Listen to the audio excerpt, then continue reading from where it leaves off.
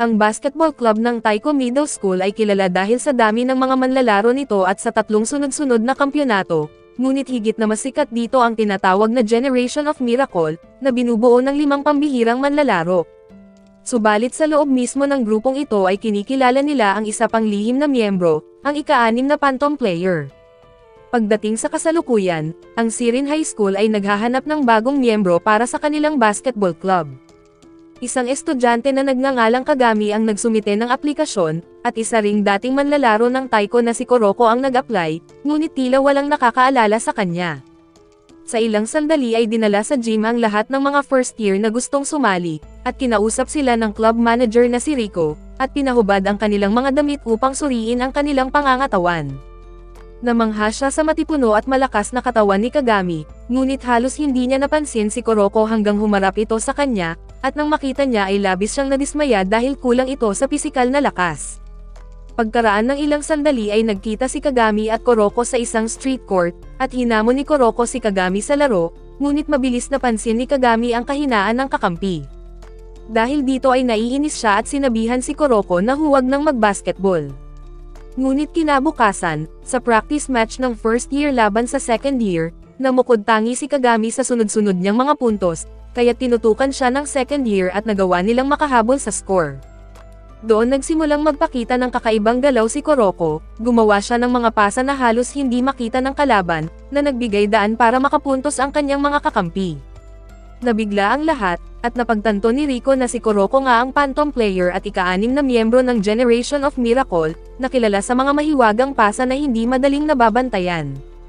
Pagkatapos ng laro ay sabay na kumain sina Kagami at Kuroko, at doon sinabi ni Kuroko na hindi kayang talunin ni Kagami ang Generation of Miracle sa kasalukuyan niyang antas.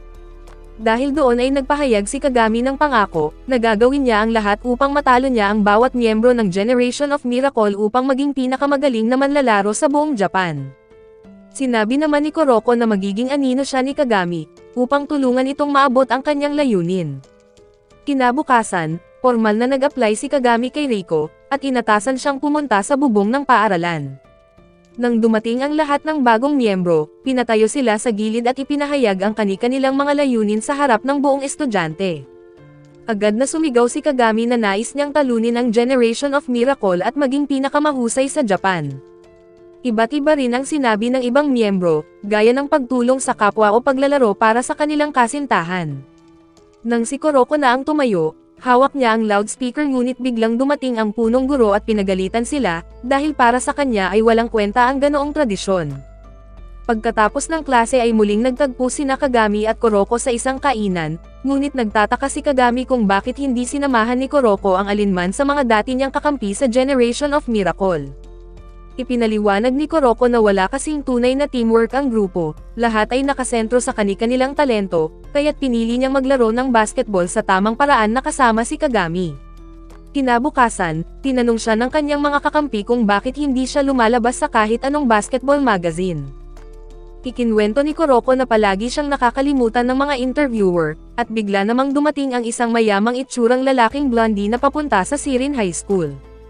Ipinahayag ni Rico na magkakaroon sila ng practice match laban sa Kaijo High School, kung saan kabilang si Ryota, isang manlalaro mula sa Generation of Miracle. Kasabay nito, pagdating ni Ryota sa gym ng Sirin ay agad siyang nilapitan ng mga babae. Lumapit siya sa koponan upang magpakilala, at sinabi na si Kuroko ang naging matalik niyang kaibigan noong nasa middle school pa sila, at siya rin ang pinakamahinang miyembro ng Generation of Miracle. Pagkatapos ay bumato si Kagami ng bola kay Ryota, pero agad niya itong nasalo, at nang hinamon siya ni Kagami na maglaro ay pumayag si Ryota. Ginaya ni Ryota ang lahat ng galaw ni Kagami, hanggang sa makapag-dunk din siya, at inalok niya si Kuroko na sumali sa kanyang koponan, ngunit tumanggi si Kuroko at sa halip ay hinamon sila na pabagsakin ang kanilang team. Kinabukasan, dumating ang koponan ng Sirin sa marangyang pribadong paaralan ng Kaijo, at sinalubong sila ni Ryota upang ihatid sa loob. Pagdating sa gym, nalaman nila na hindi gaanong seryoso ang Kaijo sa laban dahil hindi nila ginamit ang buong court. Ang iba nilang manlalaro ay magpapatuloy pa rin sa kanilang ensayo, at hindi rin pinayagan ng coach si Ryota na sumali sa laro dahil hindi daw patas para sa Sirin, na labis namang ikinagalit ng mga manlalaro ng Sirin. Sinabihan ni Kuroko si Ryota na maging handa, At nang magsimula ang laban, nakuha ng Kaijo ang bola ngunit mabilis itong ninakaw ni Kuroko at pinasa kay Kagami na agad na nakapag-dunk. Sa lakas ng dunk ay nasira pa ang ring, at dahil dito ay hiniling ni Kuroko na bigyan sila ng full access sa court, kaya't pinasok na rin sa laban si Ryota. Muling nagsimula ang laro at parehong nagpakitang gilas sina Ryota at Kagami, palitan ng puntos na parang mga halimaw. Nang mas tumaas ang puntos ni Kagami ay mas ginagaya ni Ryota ang bawat galaw niya, habang patuloy namang nagbibigay ng pasa si Kuroko na parang anino. Pagkatapos ng 5 minuto ay humiling ng timeout si Kuroko, at ipinaliwanag niya sa kanyang koponan na limitado lang ang tagal ng kanyang misdirection dahil sa bilis ng laro. Sa kabilang banda, sinabi rin ni Ryota ang kahinaan ng sirin sa kanyang koponan. Pagbalik nila sa court, nagsimulang umangat ang score ng Kaijo at naiwan ang score ng sirin. Tinukso ni Ryota si Kagami na hindi niya kailanman matatalo ang Generation of Miracle, dahil kaya niyang kopyahin ang lahat ng galaw nito kahit minsan lang niyang makita. Ngunit napansin ni Kagami na hindi kayang kopyahin ni Ryota ang mga galaw ni Kuroko, dahil halos invisible ito sa court, at natapos ang unang quarter at lamang ng 8 puntos ang Kaijo. Habang nasa break ay nagmungkahi si Kagami ng bagong estratehiya, at pagdating sa ikalawang quarter ay nakapuntos pa rin ang Kaijo. Ngunit nang pinasa ang bola kay Kagami, pinasa niya ito kay Kuroko na agad ding ibinalik sa kanya para makapuntos, at sa ganitong paraan sila gumagawa ng mga play, kaya naging mahirap para sa Kaijo na basahin ang kanilang laro. Nang mapasa kamay ni Ryota ang bola ay hinarang siya ni Kuroko na ikinagulat ng lahat, ngunit nakalusot siya, hanggang sa harangin siya ni Kagami at nakuha ni Kuroko ang bola mula sa kanyang likod. Mabilis silang nakatakbo para sa fast break, ngunit sa paghabol ni Ryota ay aksidente niyang nauntog ang ulo ni Kuroko, at nang nagdurugo ito at nawalan siya ng malay sa court ay napilitang magpatawag ng timeout ang referee. Pagkatapos ma-injured si Kuroko, agad siyang binigyan ni Rico ng first aid at sinabi sa koponan na kailangan nilang magpatuloy kahit wala siya. Inutusan niya ang kapitan na si Junpei, na umarangkada sa opensa, habang pinapapwesto si Kagami sa depensa dahil kayang gayahin ni Ryota ang kanyang galaw. Ayaw man ni Kagami sa umpisa, ngunit nang magpatuloy ang laro ay naging agresibo si Junpei at nagsimulang umiskor ng sunod-sunod. Sa ibang lugar, may 2 lalaki ang bumiyahe papuntang Kaijo gamit ang bike trailer, at isa sa kanila ay dating kakampi ni Ryota. Habang papalapit sa pagtatapos ng laro, unti-unting napagod ang koponan at naisip ni Rico na sana ay makabalik na si Kuroko. Sa ilang sandali ay biglang nagising si Kuroko at pinasok siya muli sa laro, kaya't lalong uminit ang laban at sa tulong niya ay naitabla nila ang score. Dahil dito, agad na kumilos si Ryota at inagaw ang bola mula kay Kuroko para maka-score, at nagpalitan ng puntos ang dalawang koponan hanggang sa huling segundo. Sinabi ni Kuroko kay Kagami na may espesyal na estratehiya silang gagamitin, at nang nakaagaw si Kagami ng bola kay Ryota ay pinasa niya ito kay Kuroko, at sa huling segundo, tumira si Kuroko habang tumalon si Kagami sa ibabaw ni Ryota upang ipasok ang winning shot. Matapos nilang maipanalo ang laban ay nagdiwang ang kanilang koponan, habang napaiyak si Ryota dahil iyon ang unang beses niyang matalo. Pinagalitan siya ng kanilang kapitan na si Kasamatsu, at nang mag-line up sila, nangako silang magkikita muli sa Inter-High Tournament. Sa huling sandali ay lumitaw si Shintaro, isa pang miyembro ng Generation of Miracle, at tinukso si Ryota na kahit unggoy ay kayang laruin ang ganoong laban.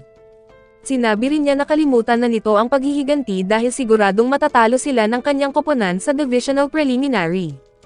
Sa kabila nito, dinala ng kanilang koponan si Kuroko sa doktor para ipasuri at napatunayang ayos naman siya, at nagpa siya silang kumain sa labas, pero ipinaalala ni Rico na kulang ang kanilang pera.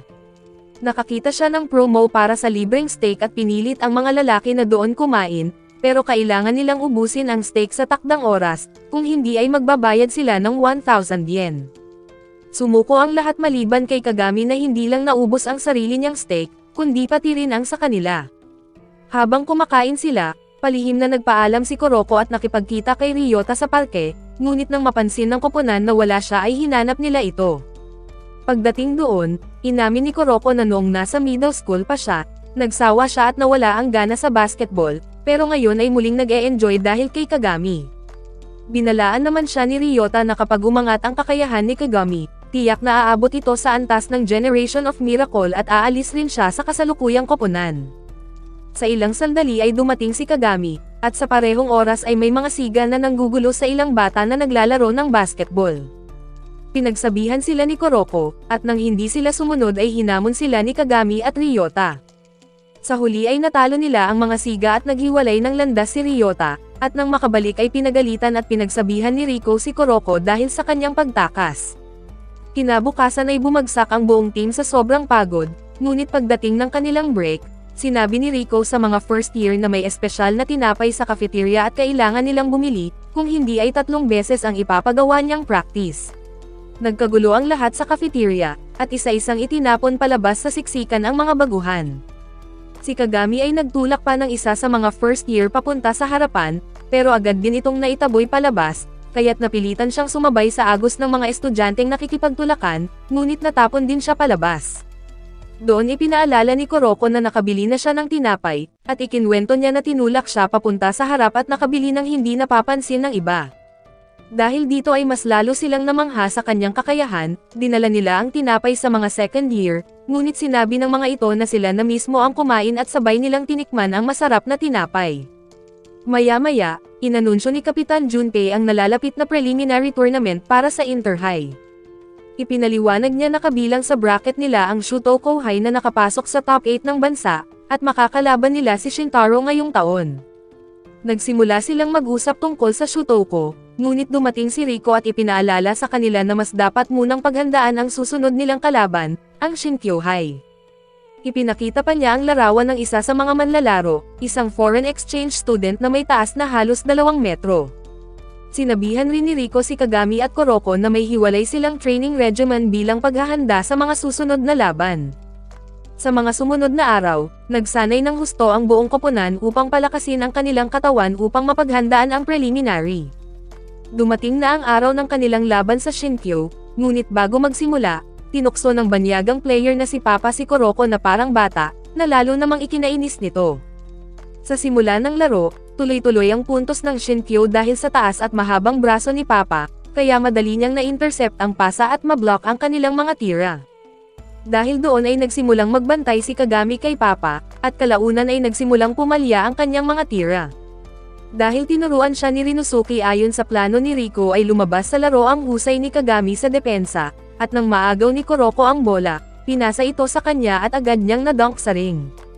Nagpatuloy ang laro at unti-unting nakalamang ang sirin sa puntos, at pinalitan ni Riko si Kuroko para magkaroon ng oras na makapagpahinga, at habang wala siya ay si Kagami ang nagbantay kay Papa. Gayunpaman, naka-score pa rin si Papa dahil mas mataas ang talon niya kumpara kay Kagami, at unti-unting nakahabol ang Shinkyo. Sa huling 5 minuto, ibinalik si Kuroko at agad siyang nakatulong upang makapuntos pa ang sirin. Sa isang critical na play, nang tumalon si Papa para maka-score, mas mataas na tumalon si Kagami at naagaw ang bola, at sinabi pa niya kay Papa na mas magaling ang Generation of Miracle kaysa sa kanya. Sa huli ay natalo ng sirin ang Shinkyo, at pagkatapos ng laban, sinabi ni Papa kay Kagami na sana raw ay maglaro silang seryoso sa susunod. Sunod na nakalaban ng sirin ang iba pang koponan at tinambakan nila ang mga ito, habang nananatiling nakaupo si Kuroko upang magpahinga. Sa ikatlong laban, hinarap nila ang isang koponan na top 16 sa buong bansa, ngunit nanalo pa rin ang sirin kahit hindi ipinasok si Kuroko. Sa ika-4 na laban, muling tinalo ng sirin ang mga kalaban nilang tambay na dati na nilang nakaharap ni Kagami at Kuroko sa parke. Ipinaliwanag ni Riko na taon-taon ay may 3 paaralan na palaging umaabot sa finals, at kabilang doon ang Shutoko na maaari nilang makalaban.